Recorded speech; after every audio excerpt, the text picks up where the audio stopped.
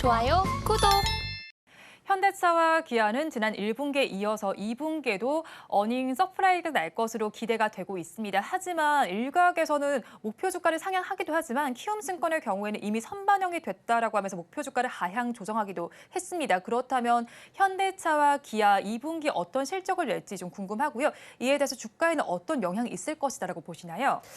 일단 우리가 자동차 섹터에 대해서 굉장히 관심이 많잖아요. 아무래도 1분기보다 더 높은 2분기 실적이 워낙 기대가 크다 보니까 사실상 지금 실적 시즌이 나오고 있기 때문에 실적이 좀 강할 것 같은 그런 섹터에 대해서 큰 관심이 모아지고 있는데 특히 현대차를 비롯해서 기아 그리고 부품주들까지도 2분기 실적 굉장히 크게 기대가 되고 있습니다. 2분기 사상 최대 영업이익을 예상을 하고 있는데 현대차 같은 경우에는 2분기가 한 추정으로는 3조 6,500억 원 그리고 기아 같은 경우에 3조 200억 원 정도로 추정을 되고 있다 보니까 사실상 굉장히 큰 수치다라고 보시면 좋을 것 같고요. 그러네요, 팀장님. 지금 보니까 2022년 같은 분기와 비교해 보니까 1조 원 넘게 상승하는 수치잖아요. 네, 사실 현대차 그룹 같은 경우도 보면은 실적 개선세가 21년부터 계속 나왔습니다. 그런데 처음에 우리가 자동차를 좀 부정적으로 봤었던 게 초반에는 IRA에 대해서 좀 판매량이 감소하지 않을까 이런 우려가 나왔고요. 그다음에 1분기 실적 잘 나왔어요. 실제로 판매 데이터가 굉장히 잘 나와서 1분기 실적 잘 나왔는데 그럼 1분기 실적 워낙 잘 나왔으니까 2분기 실적 더 안 나올 것이다. 이런 우려 굉장히 많았습니다. 왜냐하면 지금 경기 침체라든지 소비가 좀 둔화되고 있다 보니까 실제로 2분기 실적 잘 안 나올 거야라는 이야기가 나오면서 실제로 1분기 실적 발표한 다음에 빨리 올라가지 못했어요. 하지만 지금 보면은 2분기 실적 굉장히 잘 나왔습니다. 물론 1분기 실적, 2분기 실적 워낙 잘 나왔다 보니까 하반기 실적이 좀 기저효과 때문에 우리가 비교를 해야 되는 게 전년 동기랑 비교를 하는 게 아니라 전월 대비했을 때 얼마나 많이 늘어나는지도 체크를 해봐야 하잖아요.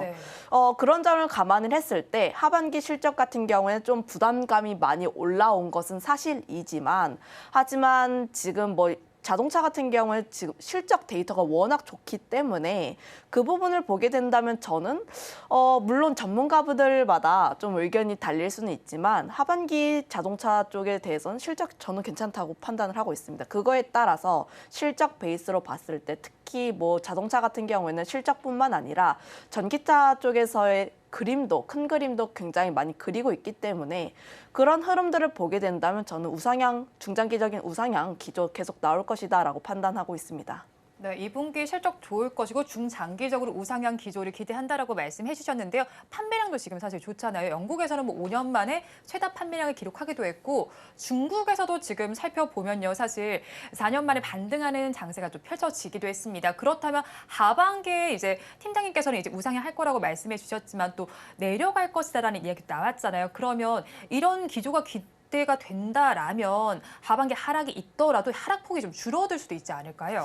네, 일단 그 부분에 대해서 맞는 말이 또 있고요. 특히 제가 보고 있는 현대차 쪽에서의 좀 강점이라고 하는 게 인식이 많이 바뀌었습니다. 기존에 현대차, 기아 같은 경우에는 좀 우리들의 인식에서 가성비가 좋은 차량이라는 인식이 많았잖아요. 그런데 요즘 도로 보면은 신형 현대차 굉장히 예뻐요. 브랜드 굉장히 예쁘게 나오더라고요.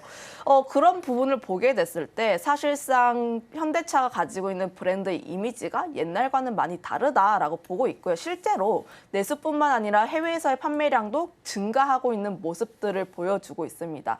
원래 자동차 산업 같은 경우에는 워낙 유럽 쪽에서 유럽 차량이 워낙 좀 쟁쟁하다 보니까 성장을 하기에는 좀 제한적이었는데 하지만 최근 들어서 점유율을 봤을 때 현대차는 증가를 하고 있고 오히려 좀 전 세계에서 점유율을 주름잡고 있었던 일본 쪽이라든지 유럽 차량들의 점유율이 70%대에서 55%대로 내려가고 있습니다. 하지만 현대차 그룹 쪽은 점유율이 늘어나고 있다는 것은 그만큼 브랜드 가치가 굉장히 많이 늘어나고 있다고 보시면 좋을 것 같은데 그거에 따라서 저는 판매량 같은 경우가 좀 더 늘어나지 않을까라고 있다라고 보고 있고요. 실제로 그 데이터 같은 게 찍히고 있으니까 지금 저는 자동차 같은 경우는 좀 우리가 주식시장에서 반응을 하고 있다라고 생각을 하고 있거든요.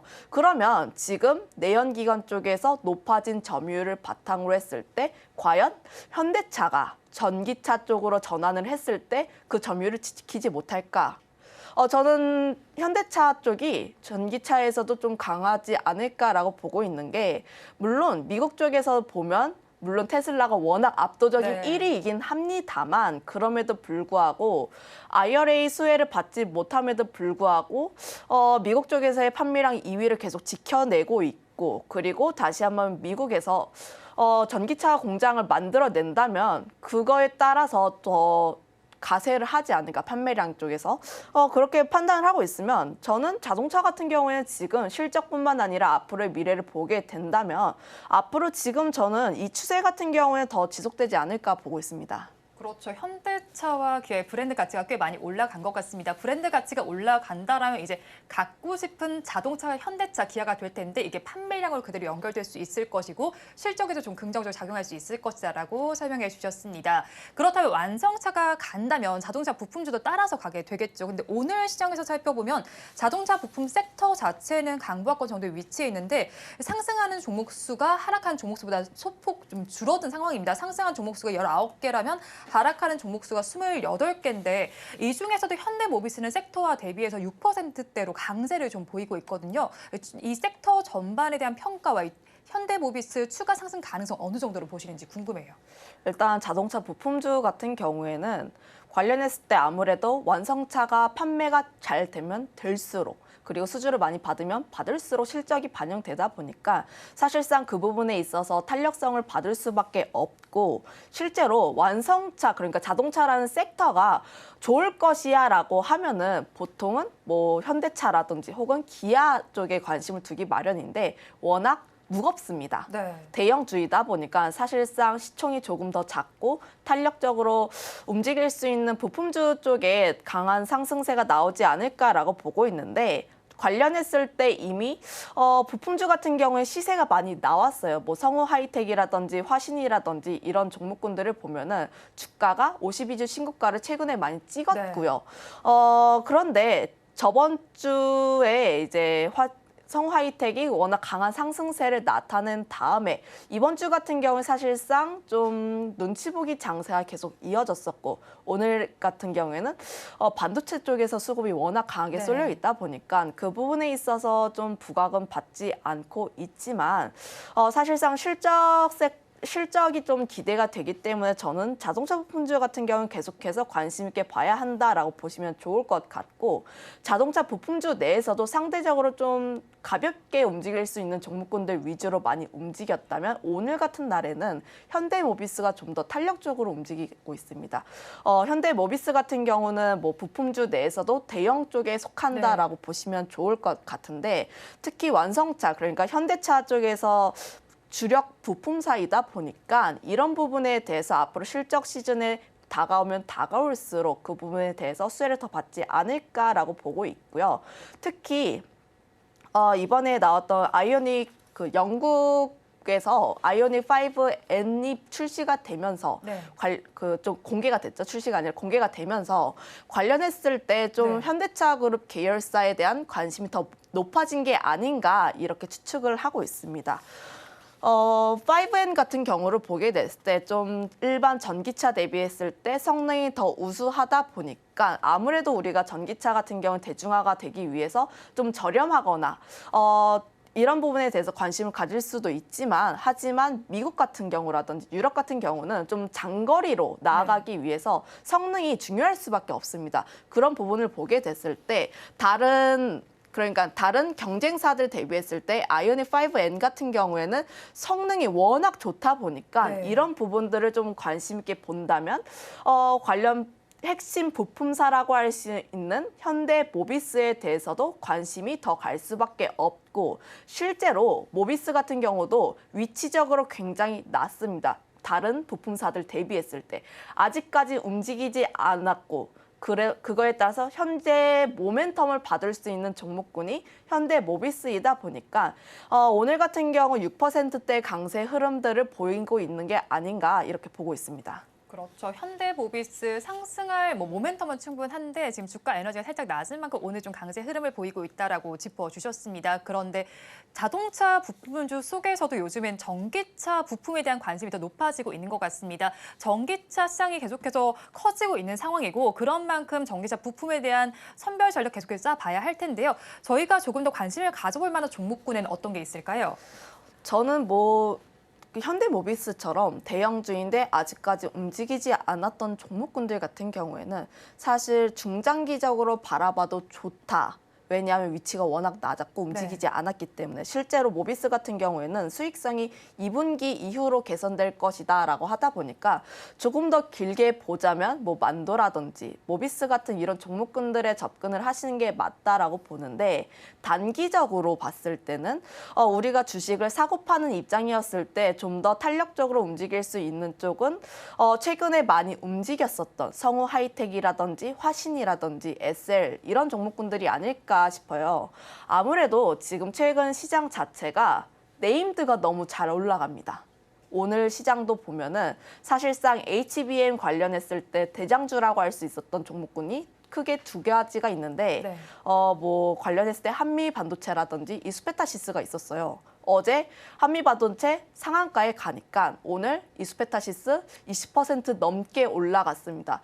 사실상 주가의 위치 에너지로 봤을 때 너무 많이 올라왔던 종목군이 더 올라갈까 싶었는데 역시 네임드답게 계속 올라가는 모습을 보여주고 있고 그만큼 시장의 참여자들이 탄력적으로 많이 붙었던 종목군들이 더 탄력적으로 움직인다는 걸 많이 인지하고 있기 때문에 이런 부분에서 좀 강세가 나온 것이 아닐까라고 보고 있는데 그런 관점에서 보게 된다면 52주 신고가를 강하게 나타냈던 최근에 많이 움직였었던 성우 하이텍이라든지 화신 이런 쪽에 좀 더 접근을 하시는 게 단기적으로 낫지 않을까라고 판단을 하고 있고요. 그렇다고 이 종목이 주가의 위치라든지 탄력적으로 움직이는 것에만 강세가 있냐? 그건 아닙니다. 그건 아니라 네.